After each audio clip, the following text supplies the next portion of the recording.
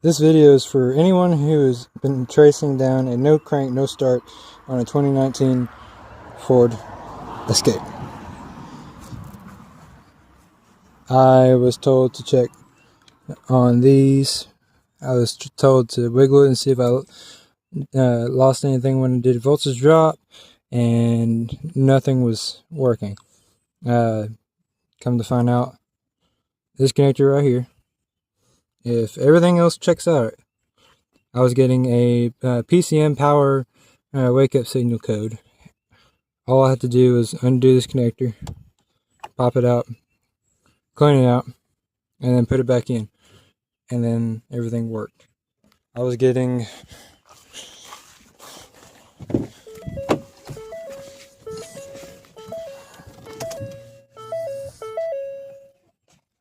whenever I put it in park,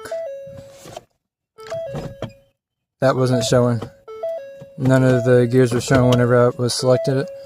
The temperature wasn't showing, period, and everything else was working.